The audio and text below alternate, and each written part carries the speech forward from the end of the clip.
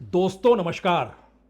पूरी दुनिया कल रात यही कयास लगा रही थी कि अमेरिका कितना बड़ा हमला ईरान पर करेगा, क्योंकि कल व्हाइट हाउस में जब अमेरिका के रक्षा मंत्री पीट हेग्सेट सामने आए और उनके साथ वहां पर ज्वाइंट फोर्स के चेयरमैन की भी मौजूदगी थी और पेंटागन भी इस बात की जानकारी दे रहा था कि कल रात हमला जबरदस्त होगा। उसके बाद से पूरी दुनिया में तीन बातों की चिंता भी शुरू हो गई थी। अगर हमला इतना जबरदस्त जिसका जिक्र हो रहा है तो वर्ल्ड इकोनॉमी पे इसका क्या असर पड़ने वाला है। एनर्जी के क्षेत्र में जो अफरा तफरी मची है और G7 तक की बैठक इस दौर में इस बात को लेकर हो रही है कि अगर वर्ल्ड इकोनॉमी डगमगाई तो उसके पीछे सबसे बड़ी वजह एनर्जी ही होगी। तो जो भी G7 के पास अपना रिजर्व तेल है उसको भी रिलीज कर दिया जाए, जिससे अंतर्राष्ट्रीय बाजार में कीमतें थम जाए। और तीसरा बड़ा सवाल था इसके बाद अमेरिका का रुख, इजराइल का रुख, मिडिल ईस्ट का रुख अमेरिकी बेस को लेकर होगा क्या। लेबनान इसके बाद किस रास्ते जाएगा। लेकिन सुबह होते होते परिस्थिति बिल्कुल पलट सी गई, क्योंकि कल रात ईरान ने दूसरी तरफ सबसे जबरदस्त बैलिस्टिक मिसाइल के जरिए निशाने पर तेल अवीव को ले लिया, खाड़ी देशों को ले लिया और मैसेज बहुत साफ दे दिया कि इसके बाद जो हमले होंगे वह उन आर्थिक प्रतिष्ठानों पर होंगे जो पूरे तरीके से उस इकोनॉमी की कमर तोड़ देंगे जिस इकोनॉमी के आश्रय अमेरिकी बेस कैंप खाड़ी में चल रहे हैं। तेल अवीव में जितनी बड़ी तादाद में बैलिस्टिक मिसाइल जो लगभग 7 घंटे की रात में 5 बार अटैक हुए, उनके निशाने पर हर वो प्रमुख प्रतिष्ठान थे जहां से युद्ध की कमान चलाई जा रही है। और इजराइल के प्रधानमंत्री नेतान्याहू के घर तक को निशाने पर ले लिया गया। कल रात जिस तरीके का हमला हुआ और उसके बाद होर्मुज रूट पर भी जो माइंस बिछाई गई, उसका असर यह हुआ कि कल रात के बाद सुबह होते होते या कहें अमेरिका में देर रात अमेरिकी राष्ट्रपति को यह कहना पड़ गया कि होर्मुज रूट में बिछाई गई माइंस को आप हटा लीजिए, अन्यथा अमेरिकी मिलिट्री आप पर हमला कर देगी। यानी परिस्थितियां इस तेजी से पलटी और तेल अवीव के भीतर से जो भी रिपोर्ट्स फाइल हो रही थी, जो अभी तक छन छन कर आ रही थी या कहें एक मिलिट्री सेंसर के बाद निकल कर आ रही थी, उससे हटकर दुनिया के बड़े प्रतिष्ठान जो मीडिया प्रतिष्ठान हैं उनके रिपोर्टर्स ने भी कल तेल अवीव से यह रिपोर्ट करने में कोताही नहीं बरती कि जो स्थिति कल रात तेल अवीव में हुई वो भयानक है। हालांकि ऐसा भी नहीं कि तेहरान बख्श दिया गया, हमला उधर भी हुआ। लेकिन प्रमुख बात यह है कि दरअसल खेल अमेरिका की तरफ से शुरू होना था, लेकिन अमेरिका को लेकर सवाल इसके ठीक उलट खाड़ी देशों में और बड़े हो गए। और खास तौर से जब खुले तौर पर ईरान ने साफ तौर पर कहा कि अब जो अमेरिकी कंपनीज जहां जहां मौजूद है, खास तौर से मिडिल ईस्ट में, अब उन पर निशाना साधा जाएगा। और इजराइल, दुबई, अबू धाबी, खास तौर से इसका जिक्र ईरान के जरिए किया गया। यह भी कहा गया कि जो अमेरिकी कंपनी, वो गूगल हो, वो अमेजन हो, वो माइक्रोसॉफ्ट हो, वो एनवीडिया हो, वो IBM हो, वो ओरेकल हो, यानी हर उस कंपनी को निशाने पर लेंगे जो अमेरिकन कंपनी दुबई और अबू धाबी तक में होगी। और खाड़ी देशों के भीतर बैंक और फाइनेंशियल इंस्टीट्यूशन से लोगों को दूर रहने का जिक्र इस तर्ज पर किया गया कि 1 किलोमीटर के दायरे में वो ना आए।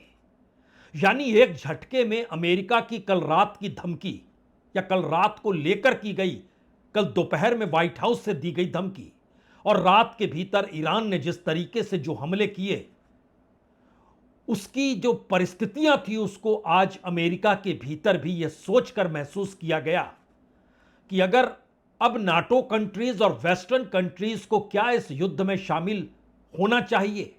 G7 ने जो परेशानी दिखलाई उसमें यह भी बात आई कि अगर खाड़ी देश इसी तरीके से निशाने पर आते रहे तो तमाम अमेरिकन कंपनीज के हेडक्वार्टर्स जो हैं वो खाड़ी देशों में मौजूद है और उसमें दुबई सबसे प्रिय स्थान है जहां पर अटैक हो रहा है। और आज सुबह ही दुबई के एयरपोर्ट पर भी हमला हुआ। 4 लोग घायल भी हो गए, जो जानकारी राइटर्स और एएफपी के जरिए निकल कर आई। ये तमाम मैसेज के पहले आगे कौन सी परिस्थिति बन रही है, हमें लगता है एक तस्वीर जरूर देखनी चाहिए, जो कल रात जिस तरीके से जो अटैक हुए हैं।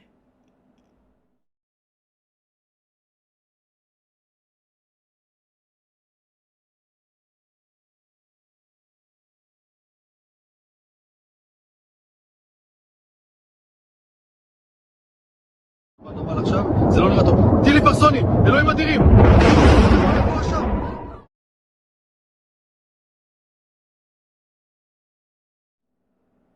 इन तस्वीरों के साथ जो वीडियो आपने देखा उसके बारे में एएफपी और राइटर और न्यूयॉर्क टाइम्स ने इसकी जानकारी दी कि दरअसल ये हाइफा फोर्ट की तस्वीरें हैं, जहां पर इजराइल पर कल रात ईरानी मिसाइल दागा गया, और बाकी तस्वीरें अन्य जगहों की हैं। यह सवाल अमेरिका के भीतर भी अब बड़ा हो गया कि जो बात जिक्र की गई बाकायदा रक्षा मंत्री के जरिए, हेक्सेट के जरिए, जो पेंटागन ने जिक्र किया, और कल जो ज्वाइंट स्टाफ के चेयरमैन जो कैन समझा रहे थे, उससे हटकर ऐसी परिस्थिति क्यों बन गई। डेमोक्रेट्स रिपब्लिकन के बीच का टकराव खुले तौर पर अमेरिका के भीतर इस युद्ध को लेकर तो है, लेकिन पहली बार डेमोक्रेट सीनेटर रिचर्ड ब्लूमेथल ने साफ तौर पर कहा कि दरअसल कितना पैसा, कितने हथियार, उसकी कितनी कीमत है, इकोनॉमी पे क्या असर पड़ेगा, किस तरीके से मिलिट्री का यूज किया जा रहा है, या फिर सिर्फ और सिर्फ हथियारों के जरिए युद्ध लड़ा जा रहा है, कौन सी परिस्थिति है, कोई क्लासिफाइड जानकारी ट्रंप प्रशासन दे नहीं रहा है। और जब उनसे यह सवाल किया गया कि इस पूरे स्थिति में बजट की स्थिति क्या है, तो उन्होंने कहा यह टैक्स पेयर के पैसे का इस्तेमाल जिस तरीके से इस वार में हो रहा है, उसकी कोई जानकारी बैठक में दी ही नहीं गई। I emerged from this briefing as dissatisfied and angry, frankly, as I have from any past briefing in my 15 years in the Senate.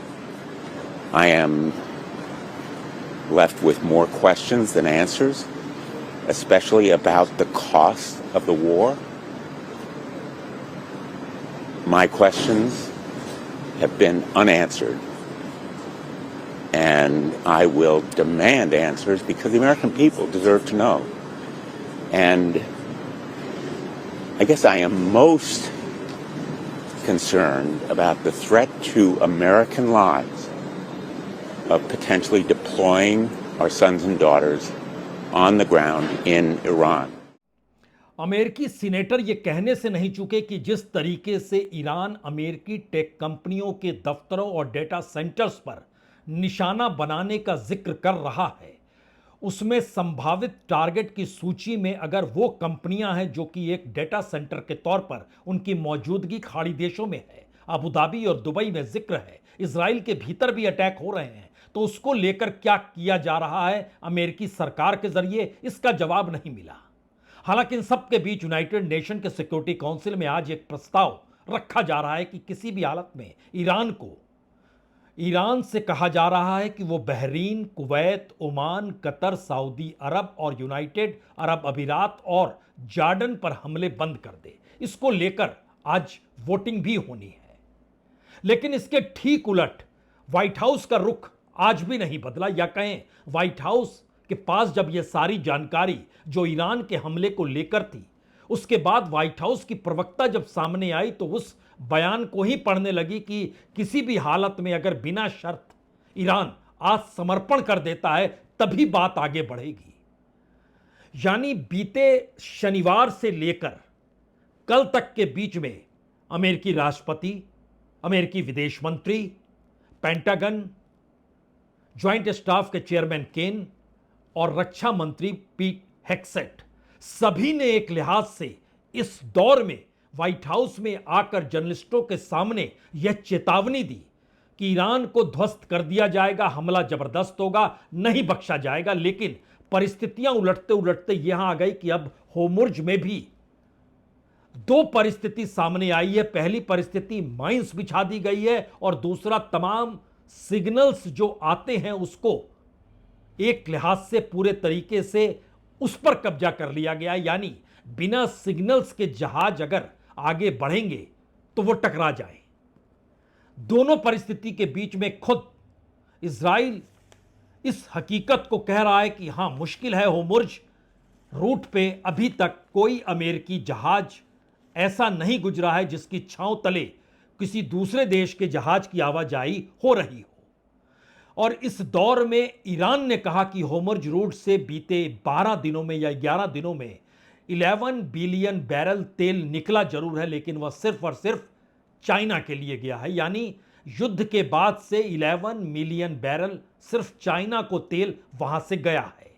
और अंतर्राष्ट्रीय बाजार में तेल की कीमत ना बढ़े, इसको लेकर जो G7 के फाइनेंस मिनिस्टर्स आपस में बैठे तो उन्होंने बहुत साफ कहा कि जिसके पास भी जो रिजर्व ऑयल, उसको लेकर आपको अब आगे कार्रवाई करनी चाहिए, जिससे अंतर्राष्ट्रीय बाजार कम से कम थमा रहे। और तेल अवीव पर भी कल रात जबरदस्त जो हमला हुआ, उसने एक नया मैसेज उन फोर्सेस को भी दिया जो कि अमेरिकी बेस अभी तक खाड़ी देशों में था, और वहां से रिलीज होने के बाद कुछ फोर्स इजराइल भी आई। उनके सामने भी संकट था कि जो पूरा डिफेंस सिस्टम और रडार सिस्टम और सिक्योरिटी सिस्टम जो है, जो मिसाइल्स को रोक सकता है, अगर वो रोक पाने में संभव और सक्षम नहीं है तो क्या होगा। The operations will end when the commander-in-chief determines the military objectives have been met, fully realized, and that Iran is in a position of complete and unconditional surrender, whether they say it or not. Does the president still want Iran's unconditional surrender? Well, when President Trump says that Iran is in a place of unconditional surrender, he's not claiming the Iranian regime is going to come out and say that themselves. What the president means is that Iran's threats will no longer be backed by a ballistic missile arsenal that protects them from building a nuclear bomb in their country. I could make an empty threat, but if I have no actions to back it up, then it's an empty threat. बड़ी बात तो यह है कि white house कल यह कहने से भी नहीं चूका कि दरअसल भारत को वो जो कहता है, भारत उसी दिशा में काम करता है, वो चाहे रूस से तेल लेने का ही जिक्र क्यों ना हो। लेकिन उससे एक कदम आगे बढ़कर इस दौर में भी अमेरिका अपनी अर्थव्यवस्था को लेकर या अपने इंफ्रास्ट्रक्चर को लेकर डील करने से चूक नहीं रहा है। और इस युद्ध के दौर में अमेरिका ने सबसे बड़ी डील जो की, या उसके अपने इतिहास में जो सबसे बड़ी डील हुई, वह रिफाइनरी लगाने की है, जो कि साउथ टेक्सास में एनर्जी सेक्टर के क्षेत्र में $300 बिलियन यानी तकरीबन 27 लाख करोड़ की रिफाइनरी लगेगी। यह पोर्ट ऑफ ब्राउनविले है जो साउथ टेक्सास में पड़ता है। दुनिया की सबसे साफ रिफाइनरी यहां पर लगाने का जिक्र किसी दूसरे ने नहीं कहा, खुद अमेरिकी राष्ट्रपति ट्रंप ने सोशल ट्रुथ पर यह लिखकर किया। और उसमें लिखा उन्होंने कि इसमें हमारे पार्टनर रिलायंस होंगे। देख लीजिए।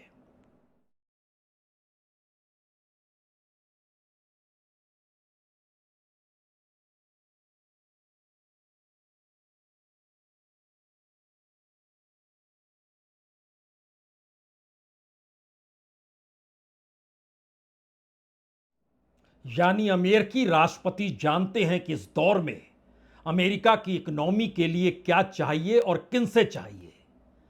तो भारत की कंपनी रिलायंस अब पार्टनर है अमेरिका के साथ, जो $300 बिलियन यानी 27 लाख करोड़ की जो रिफाइनरी लगने वाली है।